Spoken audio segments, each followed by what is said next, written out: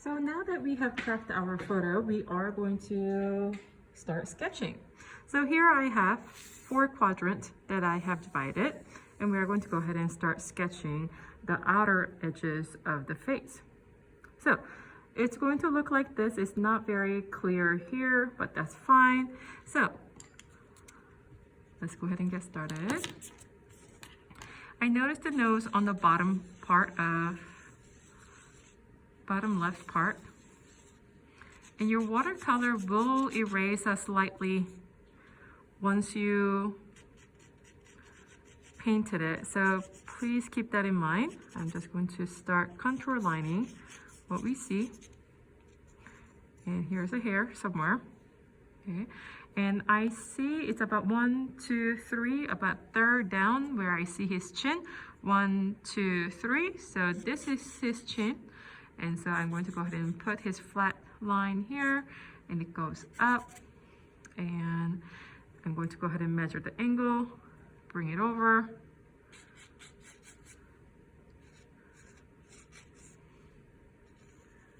Okay, and I do see the chin line going at a slightly different angle here. And his ear is somewhere here, and I'm going to go ahead and work on his jawline. Now, I'm going to go ahead and start working on this line. I think we are missing this line here. This is the shadow. So I'm going to go ahead and put that in there too. It's about here. It crosses about this point. 1, 2, 1, 2, about pretty good spacing. Goes down. I think we're pretty good. All right, let's go ahead and work on the eyes. You see the triangle is pretty horizontal. So I'm going to go ahead and draw a horizontal line all the way down there. And you will notice the triangles are a little bit off this time, and that's fine. I'm going to go ahead and measure the angle, put that down.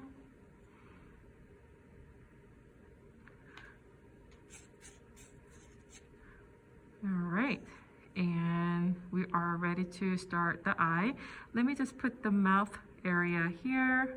So if I was to draw a tear duct all the way down, it's going to give me pretty good understanding. And also pay attention to the negative spaces. If you look at this, there's a tiny triangles that's going to form, and it's that triangle. So I'm going to imagine that, bring it all the way down, and pretty close to that here. And that's where his mouth is going to be. And I'm just going to go ahead and give it a space of where his mouth will likely be for this drawing. Very good. So from here, I'm going to go ahead and start sketching because we have the basics down. So let's start with an eye.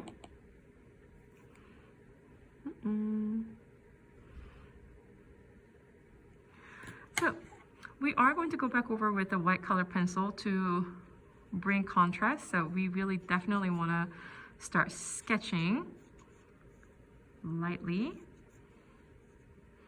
And I see his nose ball here and his septum crawling in, and focus on the nostril wing.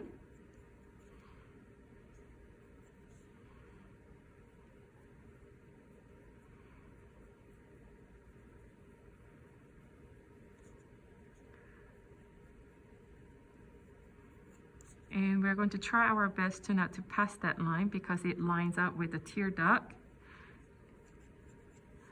And I see the shadow, so I'm going to go ahead and draw that shadow, outline it.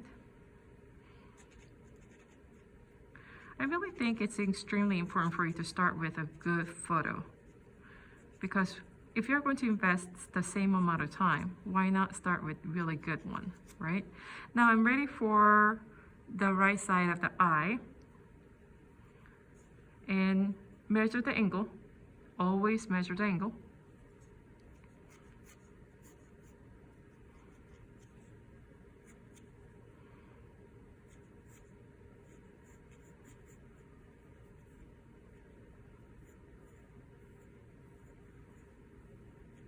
And because we are looking at the pupil from the side, it is not a circle, it is an oval. The eyeliner, double eye line happening here. And I see very interesting angle for the eyebrows. So match that angle. And we'll be drawing this section.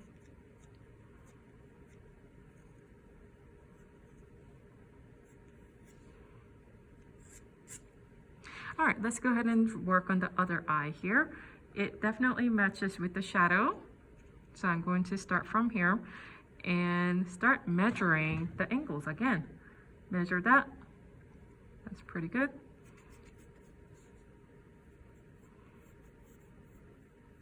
And it goes beyond to that point, and that's his pupil here.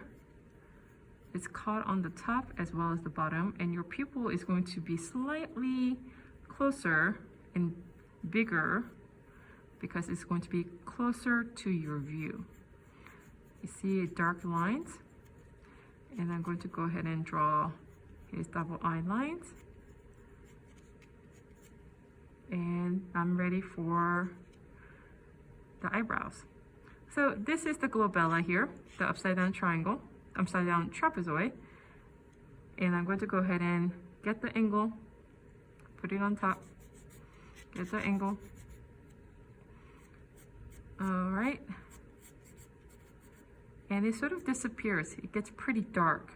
I'm going to go ahead and work on the hairline, just outline. Don't worry about individual hair. Just cluster them into one. All right, so let's go ahead and move on to the lips. So we do see the Cupid's arrow here. Just very quick suggestion here. And I'm going to use that to start drawing the lips. Okay. So I'm thinking the middle of the lips follows that angle, which is great, awesome. And I see the two fat tissues for the top lips. And I see 1, 2, 3 different angles. So I'm going to just follow that.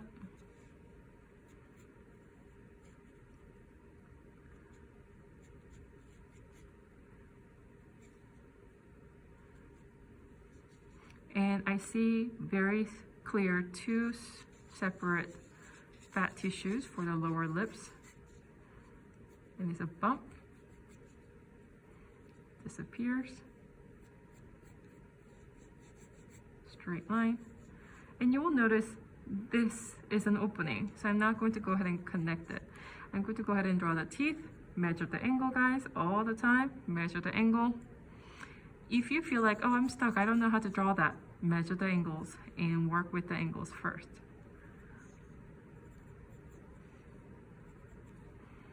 And I see his lower teeth. And we are good. Let's go ahead and work on the outer edges of the face. I find it easier to draw unique faces because there's always very interesting shapes and forms for us to draw. Even if you make a mistake, that distinction is going to stand out, allowing you to make really unique shapes and forms, covering some of the mistakes that you might have. So don't be afraid of unique photos.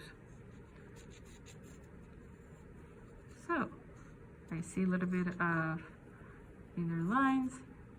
And now I'm going to go ahead and focus on, the shoulder line. And I see the collarbone. And I see his back of the neck, somewhere here, and the shadows. And it's really hard to make out what happened to the hair, so I'm just going to give him some kind of afro. I think we are good. So first layer done, and we're going to go ahead and start re-outlining it with white color pencil.